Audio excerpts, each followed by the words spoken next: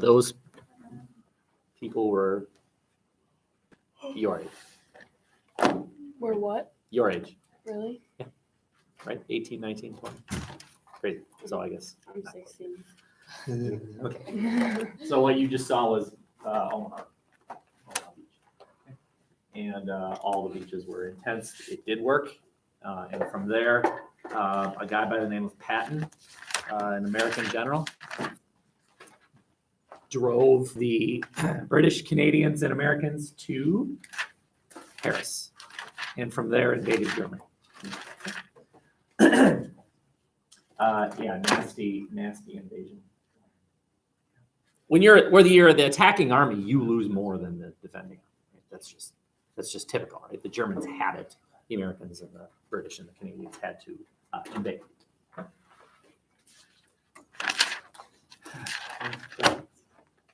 Okay, let's keep going here. So we're looking at there's Normandy. That's what we just saw. There's the Normandy. And then here comes Patton, and he liberates France. Paris becomes capital city number 2, right after Rome. Paris becomes the second city liberated. And then from there, invading Germany itself. Meanwhile, the Soviets are invading Eastern Europe and Eastern Germany.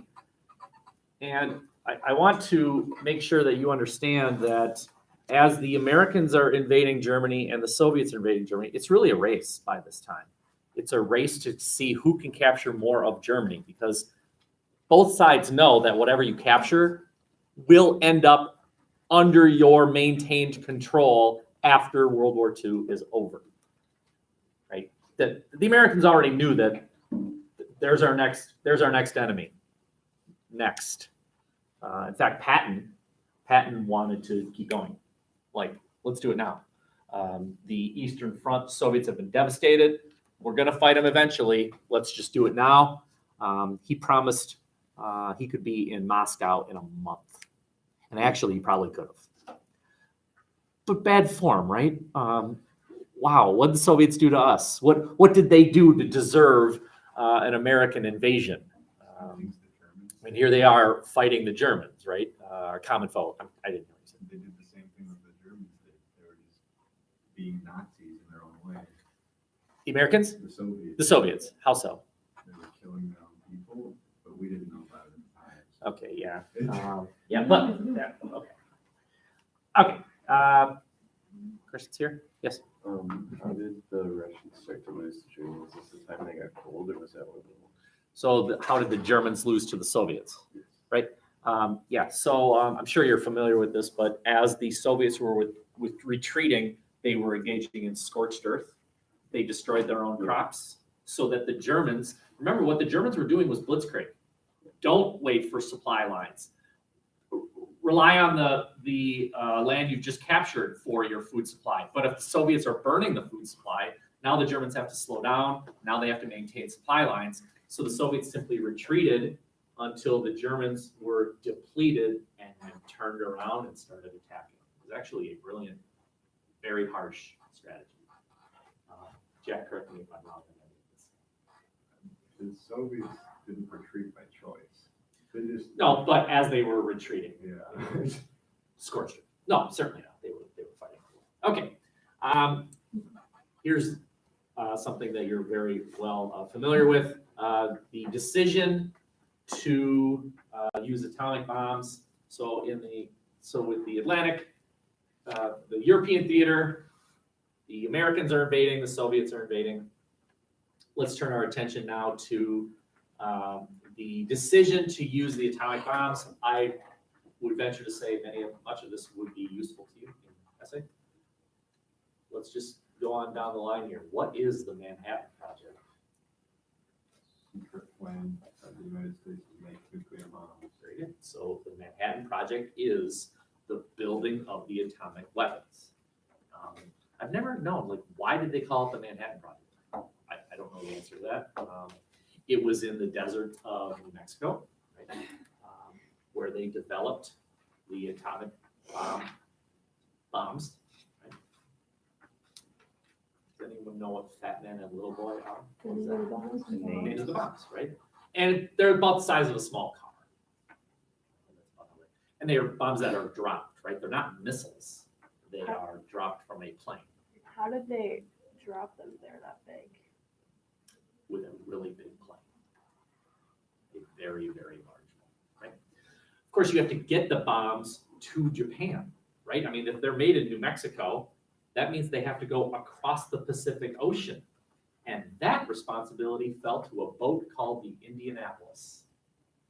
Indianapolis, who's That was the new island. so the Indianapolis is carrying, by the way, nobody on the boat knew except the captain. No one else knew it was on the boat. And so they make their way across the Pacific with this obviously important piece of equipment until they get to an island, then they load it on a plane, and that plane flies over Hiroshima and then later on Nagasaki. Interesting little story about the Indianapolis. After it dropped off its payload, it turned around to head back and was then sunk by a Japanese submarine. After the bomb. After the bomb was dropped off, right? It then turned around to go back and then was sunk. Because those Japanese like were resilient. It's an American book. It's an American book. Okay, those are really big bombs. And if you're in the plane, so are they just like high enough that like they drop the bomb and it doesn't affect them, so they can fly away? People flying the plane. So, Heard on others. well, the answer is they thought so. There was actually a concern by the part of the pilots, like, are we gonna die? Right? Is the bomb gonna be? By the way, this is not Well, I know, I don't accurate. think it's that It wasn't that big. But yes, there was a concern. In fact, I happen to know this, and I'll tell you how I know this in a bit. But after World War II was over, the Japanese government decided to teach their citizens that the American pilots died from the dropping. And I'm not sure why. I'm not sure what the point of teaching the citizenry that. And of course, the pilots lived. And the reason I know this is because my cousin ended up marrying a girl from Japan, and she obviously lives here in America, right? And so they decided, I don't know how many years ago, 15 years ago, to go to one of those air shows.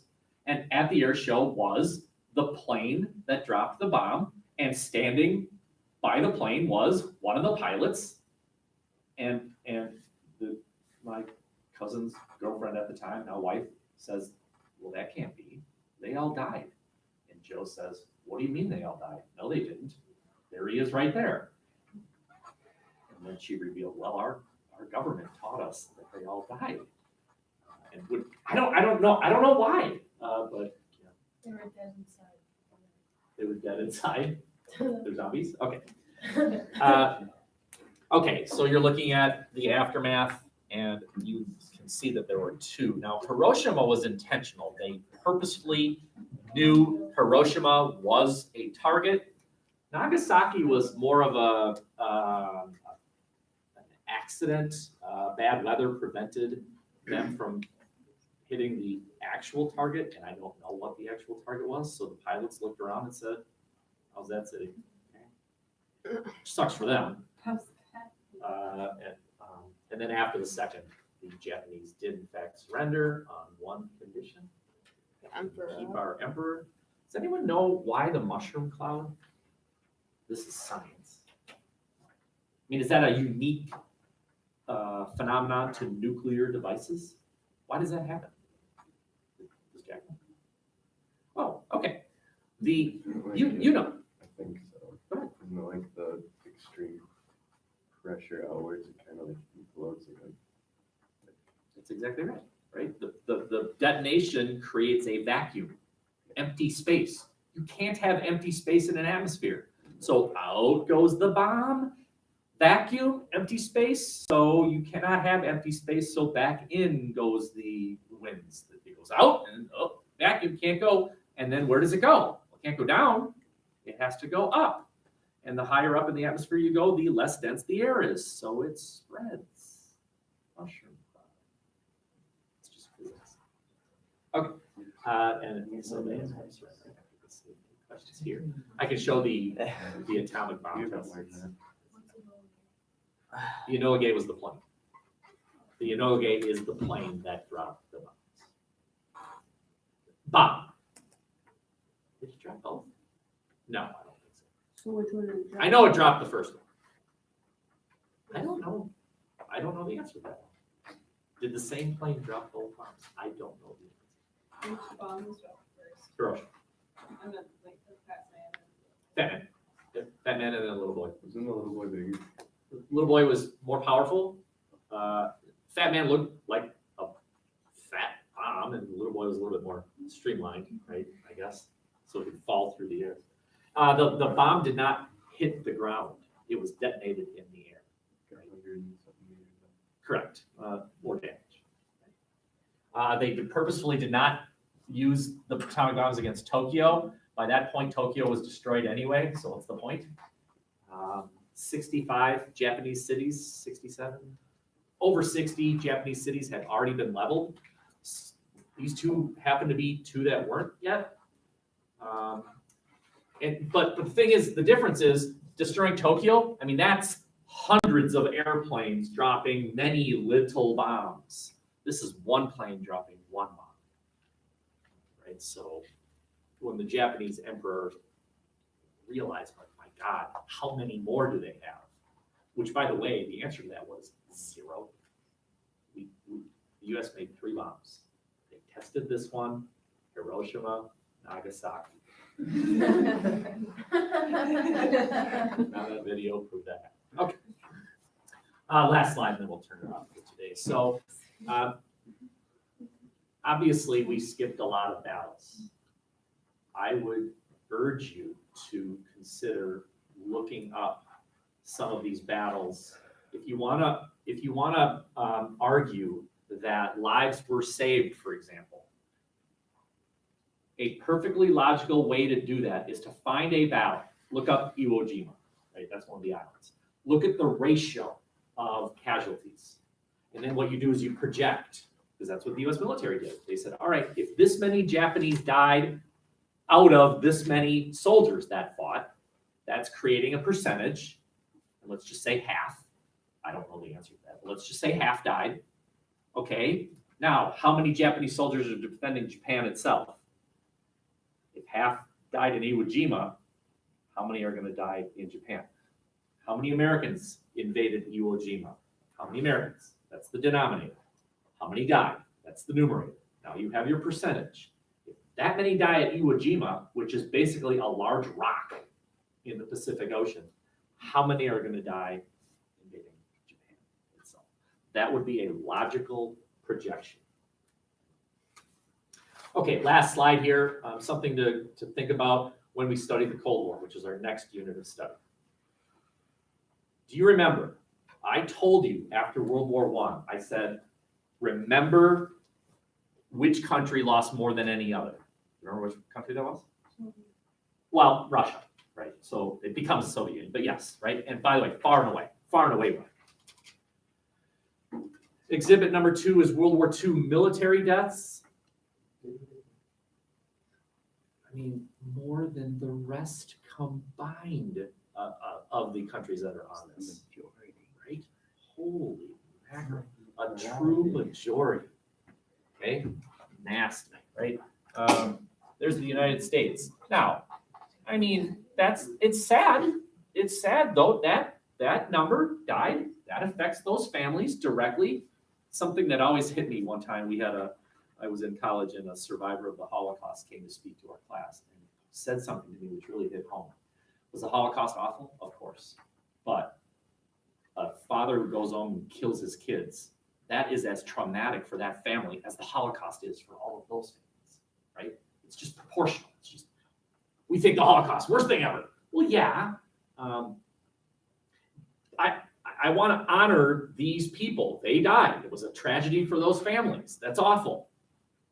But perspective, right?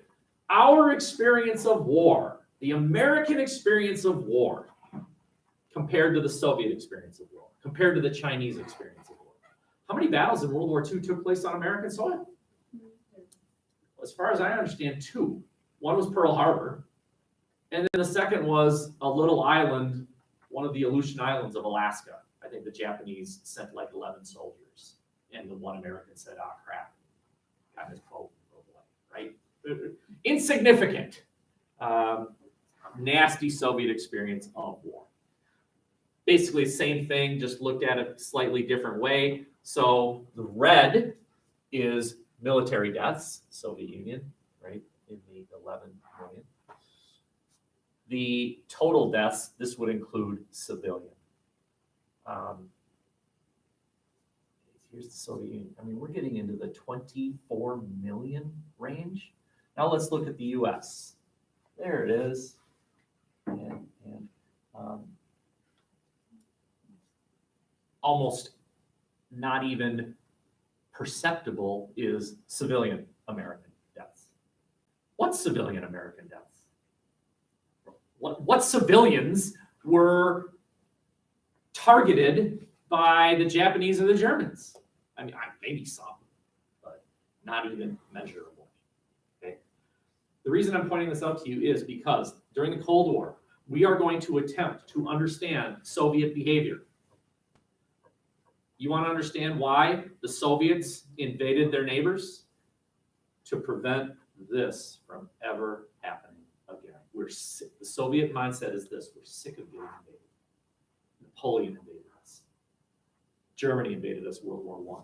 Germany invaded us World War II. It will never happen again.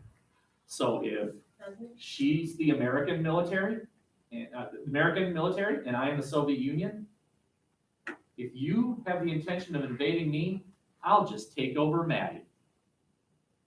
Maddie will suffer the consequences of our confrontation. Maddie is this thing called Poland. World War III will happen in Poland. Poland will suffer. East Germany will suffer. Yugoslavia will suffer. Not the Soviet Union. Will never be invaded again, is the Soviet mindset. Okay. Any other questions on this kind of interesting chart? What's the blue one? The blue one is total deaths as of 1945 compared to the 1939 population. Don't worry about it. I just think this is kind of effective. Soviet line, the American line. Okay. German line, kind of interesting. The Japanese line. Where's the Chinese one? Oh, China number 2.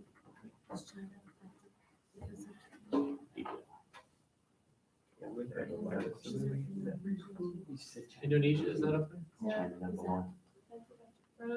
Oh, definitely. Indonesia, yeah, there it is. I think I have one more chart here.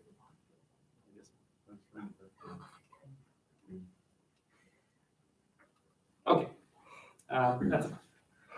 We got 7 minutes to just. Look, there is another. Are you aware of, sorry, There is another. this chart right here? Was that up there before? No. Axis military, allied military, axis civilian. What's it do? Okay. Are you aware of your schedule for today? If it's messed up at all, have you been notified by? Do you have? If you weren't notified, then maybe it doesn't affect you. This hallway is. That hallway and that hallway is. Wait, what hallway? Sophomore. So the social studies hallway, and then the kind of the English hallway. I think. What about Carter? I was in the front room. I'm not sure specifically.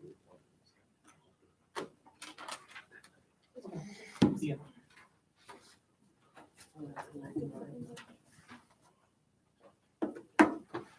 So this is Miss Kramer's room. Any of you spent time in this room? Yeah. You took I have one class a week. world history? She didn't like us because someone stuck a glue stick to a wall.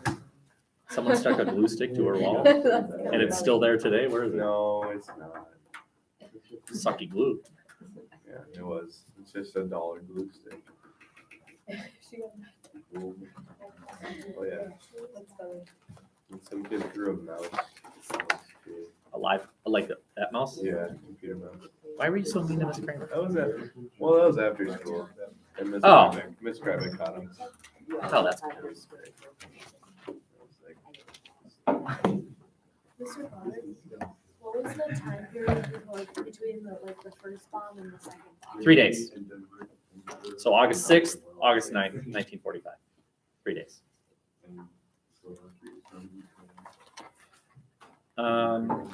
Be kind of a good question, and that is, I think this is a yes. Did the U.S. ask Japan to surrender after the first bomb? I think that's a yes. I think so. But And didn't they I ask believe him- the answer was sure with one condition, and the U.S. said no, then dropped the second bomb, and then granted the condition.